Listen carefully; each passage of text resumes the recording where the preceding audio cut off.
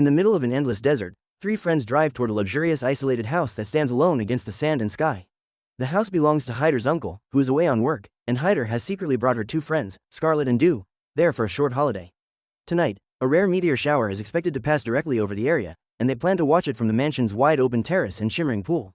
Scarlet, a rising social media influencer, is especially excited. She goes live before sunset, proudly telling her followers that she will stream the meteor shower from this exclusive desert location. She promises them a spectacular view, unaware that something far more terrifying than falling stars is heading toward Earth. As darkness settles over the desert, streaks of light begin tearing across the sky. Hyder and Dew watch in awe, but Scarlet suddenly loses all signal. Her live stream cuts out. No matter what she tries, her phone shows no network. Frustrated and disappointed, she can only stare helplessly at the sky as the meteors continue to fall. Later, the three sit by the pool, drinking under the stars. Scarlet sulks about losing content and engagement, but Dew gently reminds her that not everything has to be shared online. Some moments are meant to be lived, not posted. Hyder agrees, and for a brief while, they laugh and relax. Then something massive crashes into the swimming pool. The impact shakes the ground. Steam rises as water hisses around a smoldering object. A foul smell spreads through the air. Nervous but curious, they manage to drag the object out with difficulty. It is small, charred, and oddly shaped. Through the smoke, they notice something unsettling. It almost looks like it has a face. They assume it must be some strange desert animal carried by the meteor. Inside the house, they flip through magazines and old wildlife books but find nothing similar. Annoyed that her uncle's pristine pool is ruined, Hyder fumes about the trouble she will be in if he finds out. They leave the creature outside and go to sleep. The next morning, as they eat breakfast, all their phones suddenly power off on their own. Scarlet panics. Her entire income depends on constant posting. Without her phone, she feels powerless. Before they can figure out what's happening, they hear a strange sound from the garden. The creature is gone. Only marks remain in the sand. Grabbing a bat for protection, they follow the trail. Nearby, a young caretaker explains he is filling in for his sick uncle. When the girls ask for help moving the strange object farther away from the property, he refuses their offer of money and walks off, leaving them alone with the problem. When they approach the creature again, it has changed. A small head has formed where there was once only a lump of rock-like flesh. Hyder grows frightened, whispering that it might be alien. Dew insists they shouldn't jump to conclusions. Maybe it isn't dangerous. With no phone service and no way to contact authorities, they decide to drag it farther from the house. Strangely, though it appears small, it is incredibly heavy. They barely manage to move it before retreating inside. The moment they leave, the creature slowly rises to its feet. That night, it begins to scream. Dew wakes first. The sound is sharp and piercing, almost desperate. Believing it might be hungry, she carefully approaches and, surprisingly, is able to lift it with ease, though hours earlier it had felt impossibly heavy. Without thinking much about it, she brings it inside and feeds it a protein shake from the fridge. By morning, Scarlet discovers her carefully planned diet food is gone. Furious, she demands to know why the creature is inside the house.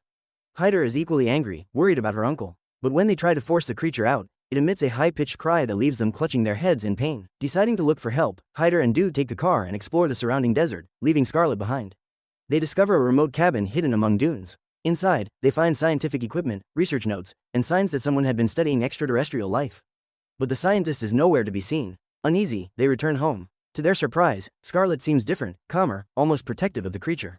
She argues they should keep it another day. That evening, she eats voraciously and behaves strangely, as if driven by an unfamiliar hunger. At night, Hyder wakes up due to noise and sees the alien growing in size and being intimate with Scarlet. Hyder also loses control and joins him. Something about its presence feels hypnotic, controlling. By morning, both Scarlet and Hyder refuse to leave. They speak softly, reverently, claiming the creature is their master. Horrified, Dew returns to the cabin alone. There, she finds a hidden diary and, deeper inside, the decomposed body of the missing scientist. The journal reveals the truth: the meteor shower was no accident. The creature is a seed, one of many, sent to infiltrate Earth, multiply, and prepare the planet for invasion. Charlotte bursts back upstairs, breathless and shaken. She tells Deidre and Heather they need to leave, now. Something is deeply wrong. The air feels heavier, the house quieter, like it's waiting. But her friends refuse. They cling to the creature with strange protectiveness. When Charlotte insists, Deidre snaps, accusing her of being selfish, of wanting to destroy something they don't yet understand.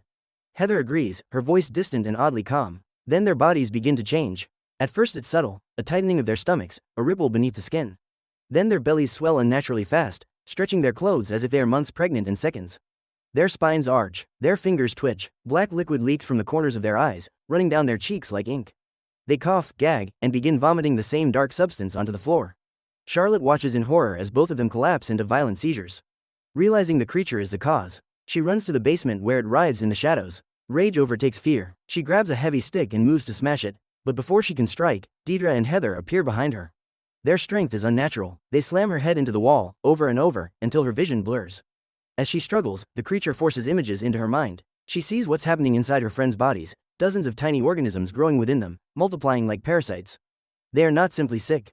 They are incubators. Scarlet fights through the dizziness. In a desperate surge of adrenaline, she breaks free, seizes the stick, and brings it down hard onto the creature's head. Again, and again, the thing shrieks, a sound that vibrates through the walls, until finally it collapses in a twitching heap.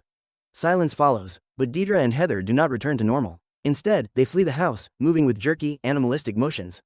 Scarlet chases them into the desert night.